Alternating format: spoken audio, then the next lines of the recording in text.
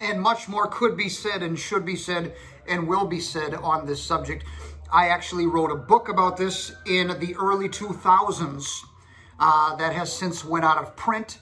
If I brought it back today, I would probably have to update it, because in between then and now, the passage of 15 plus years, I know a lot more about the subject and could do it better. But the second part of the question that has come in is, this itself is in two parts. Number one, the guy asks, I heard Louis Farrakhan quotes the Bible more than he quotes the Quran. Is this true? And if so, why? Yes, you've heard correctly. He quotes the Bible more than the Quran. This is a fact.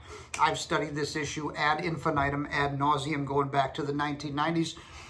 But the question then becomes why? On what basis? If he's a Muslim, quote unquote, why doesn't he quote his Quran? Why does he quote the Bible?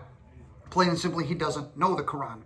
When you take his interpretation and you put it up against Sahih al-Bukhari and al-Muslim, the hadiths, when you put it up against the commentary of al-Tabari, or even those interpretations that come out of both the universities and the mosques and the Islamic centers of Mecca and Medina, you will find that in the Islamic world, the Quran is interpreted as A, but Lewis preaches B. So he has to keep the money coming in. It's always about the money. It's always about the dollars.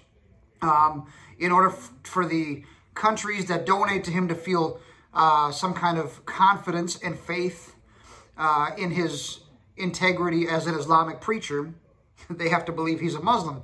And so he can't expose himself. It's like a dude who can't fight. Don't get in a fight and you won't expose how terrible you are. He doesn't flow on the Quran very much, because then he would expose how terrible he is at it. He doesn't know the Quran. I know more of the Quran than Louis does.